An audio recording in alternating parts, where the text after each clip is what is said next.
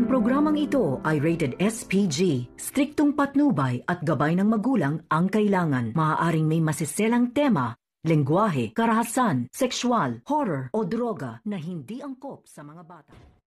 Narito na ang ating pinakamainit na latest updates at kaunting full advance episode na rin sa mangyayari sa Ify Chase, Batang Quiapo.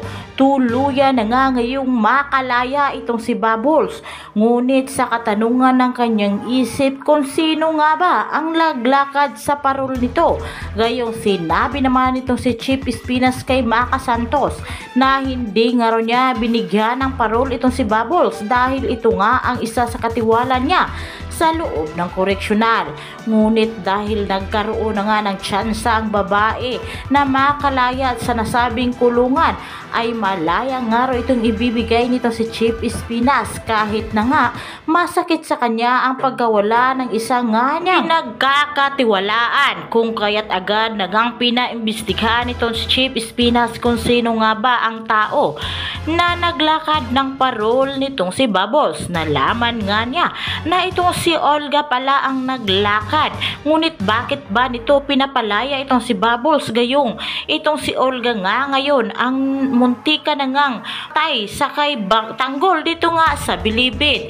Dahil na nga rin sa kagustuhan nitong si Olga, napahirapan nga nila itong si Tanggol, ngunit hinarang nitong si Chief Espinas dahil mapapakinabangan nga ron niya ang nasabing binata.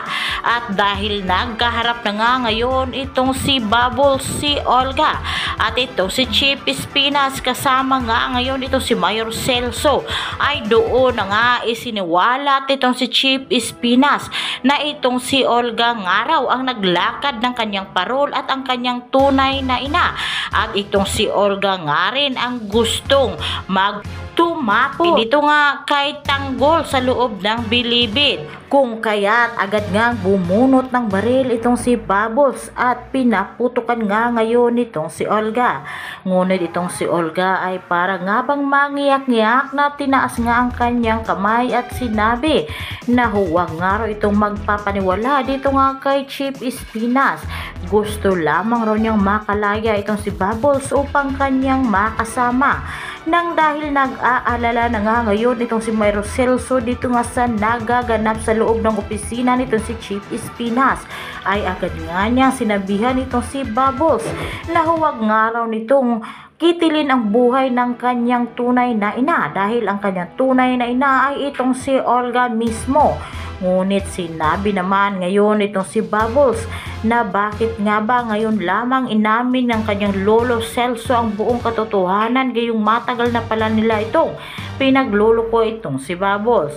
Wala nga rong kwentang ina itong Olga, kaya pipiliin pa rin daw ngayon nitong si Bubbles na ipaglaban nitong si Tanggol mula nga dito sa kanyang tunay na ina dahil ito lamang raw si Tanggol ang nagbigay sa kanya ng inspirasyon upang mangarap, at ito nga rin ang lalaking kaisa-isang humulog ang kanyang loob dahil nga raw sa katapangang ipinanggita dito sa kanya at tulong na ibinigay sa kanilang dalawa ng kanyang lolo na si Celso.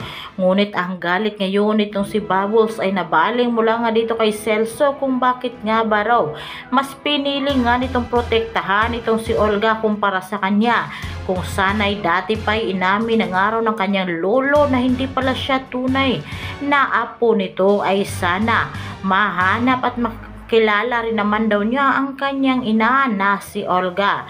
Paano nga ba ipapaliwanag ngayon itong si Olga ang kanyang sitwasyon? Gayong kaya lamang raw niya pinaampun itong si Bubbles ito nga kay Celso dahil na nga rin sa ayaw nga nitong si Don Julio, ang anak niyang babae. Dahil na nga rin ayaw nitong si Olga na mawalan nga ng mana ng mga Montenegro, kung kaya't kanya na lamang isinorender itong si Samantha kesa alagaan nga ito at arugain.